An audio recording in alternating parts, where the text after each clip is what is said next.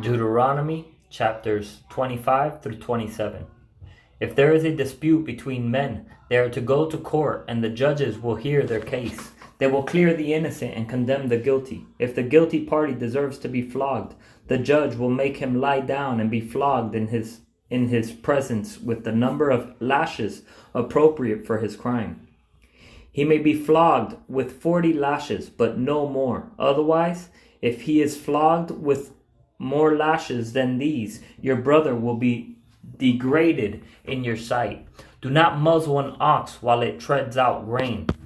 When brothers live on the same property, and one of them dies without a son, the wife of the dead man may not marry a stranger outside the family. Her brother-in-law is to take her as his wife, have sexual relations with her, and perform the duty of a brother-in-law for her.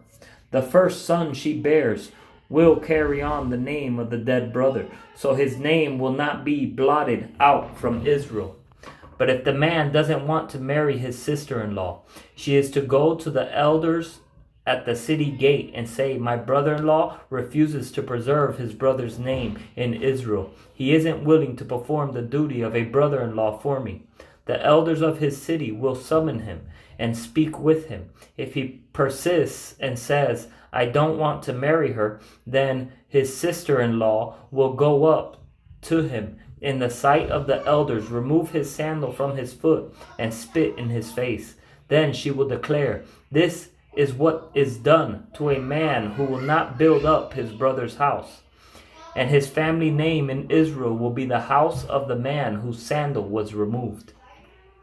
If two men are fighting with each other, and the wife of one steps in to rescue her husband from the one striking him, and she puts out her hand and grabs his genitals, you are to cut off her hand. Do not show pity.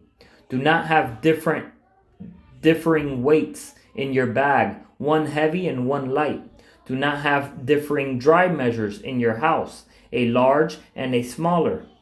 You must have a full and honest weight, a full and honest dry measure, so that you may live long in the land the Lord your God is giving you. For everyone who does such things and acts unfairly is detestable to the Lord your God. Remember what the Amalekites did to you on the journey after you left Egypt. They met you along the way and attacked all your stragglers from behind when you were tired and weary. They did not fear God. When the Lord your God gives you rest from all the enemies around you in the land the Lord your God is giving you to possess as an inheritance, blot out the memory of Amalek under heaven. Do not forget. When you enter the land the Lord your God is giving you as an inheritance, and you take possession of it and live in it, take some of the first of all the land's produce that you harvest from the land the Lord your God is giving you, and put it in a basket. Then go to the place where the Lord your God chooses to have his name dwell. When you come before the priest who is serving at that time, say to him, "Today I declare to the Lord your God that I have entered the land the Lord swore to our ancestors to give us." Then the priest will take the basket from you and place it before the altar of the Lord your God. You are to respond by saying, "In the presence of the Lord your God, my father was a wandering Aramean. He went down to Egypt with a few people and resided there as an alien. There he became a great, powerful, and populous nation. But the Egyptians mistreated and oppressed us and forced us to do hard labor. So we called out to the Lord, the God of our ancestors, and the Lord heard our cry and saw our misery, hardship, and oppression. Then the Lord brought us out of Egypt with a strong hand and an outstretched arm, with terrifying power and with signs and wonders. He led us to this place and gave us this land, a land flowing with milk and honey. I have now brought the first of the land's produce that you, Lord, have given me. You will then place the container before the Lord your God and bow down to him. You, the Levites, and the resident aliens among you will rejoice in all the good things the Lord your God has given you and your household. When you have finished paying all the 10th of your produce in the 3rd year, the year of the 10th, you are to give it to the Levites, resident aliens, fatherless children, and widows, so that they may eat in your towns and be satisfied. Then you will say in the presence of the Lord your God, I have taken the consecrated portion out of my house. I have also given it to the Levites, resident aliens, fatherless children, and widows, according to all the commands you gave me. I have not violated or forgotten your commands. I have not eaten any of it while in mourning, or removed any of it while unclean, or offered any of it for the dead. I have obeyed the Lord my God. I have done all you commanded me. Look down from your holy dwelling from heaven and bless your people Israel and the land you have given us as you swore to our ancestors, a land flowing with milk and honey. The Lord your God is commanding you this day to follow these statutes and ordinances. Follow them carefully with all your heart and all your soul. Today you have affirmed that the Lord is your God and that you will walk in his ways, keep his statutes, commands, and ordinances, and obey him. And today the Lord has affirmed that you are his own possession, as he promised you, that you are to keep all his commands, that he will elevate you to praise, fame, and glory above all the nations he has made, and that you will be a holy people to the Lord your God, as he promised. Moses and the elders of Israel commanded the people, keep every command I am giving you today. When you cross the Jordan into the land the Lord your God is giving you, set up large stones and cover them with plaster. Write all the words of this law on the stones after you cross to enter the land the Lord your God is giving you, a land flowing with milk and honey, as the Lord, the God of your ancestors, had promised you. Then you have crossed the Jordan.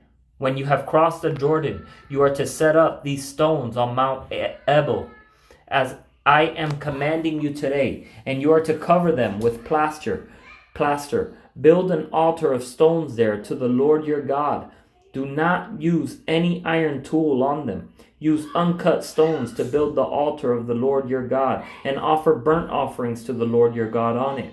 There you are to sacrifice fellowship offerings, eat and rejoice in the presence of the Lord your God. Write clearly all the words of this law on the plastered stones. Moses and the Levitical priests spoke to all Israel, be silent, Israel, and listen. This day you have become the people of the Lord your God. Obey the Lord your God and follow his commands and statutes I am giving you today.